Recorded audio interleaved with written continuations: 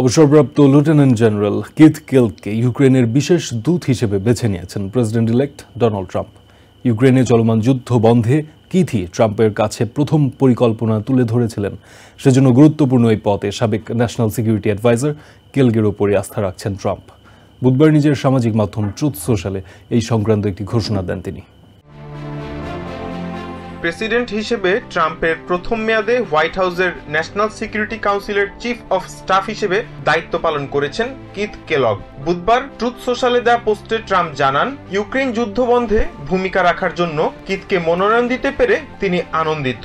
সেখানে তিনি উল্লেখ করেন, ইউক্রেনে বিশেষ দূত ছাড়াও প্রেসিডেন্টের পরামর্শক হিসেবেও দায়িত্ব পালন করবেন কিথ।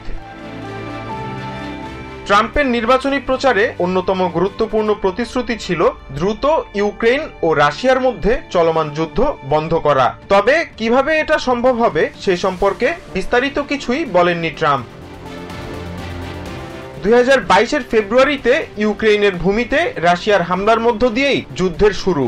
যুদ্ধ যে অবস্থাতে আছে ঠিক সেখানেই যুদ্ধ থামিয়ে উভয় পক্ষকে নিজেদের পূর্বের অবস্থানে যাওয়ার জন্য বাধ্য করার কথা উল্লেখ করা হয়েছিল কিথের পরিকল্পনায়। সেখানে আরো বলা হয়েছে, আলোচনার টেবিলে বসতে চাপ প্রয়োগ করা হবে ইউক্রেন ও রাশিয়াকে।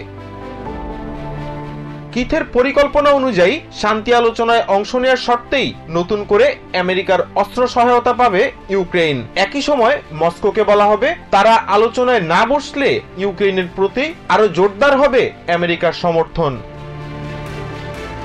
এই পরিকল্পনা বাস্তবায়িত হলে অদূর ভবিষ্যতের জন্য ইউক্রেনের নেটো সদস্যপদ পাওয়ার বিষয়টি সরে যাবে আলোচনার টেবিল থেকে।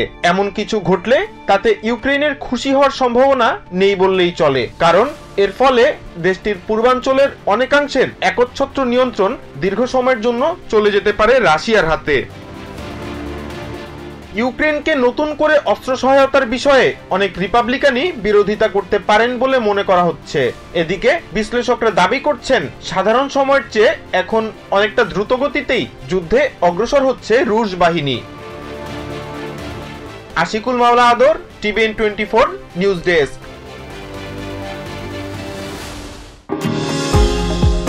নিউ ইয়র্ক থেকে সম্প্রচারিত টিভিএন 24 টেলিভিশন বিশ্বজুড়ে বাঙালির কণ্ঠস্বর।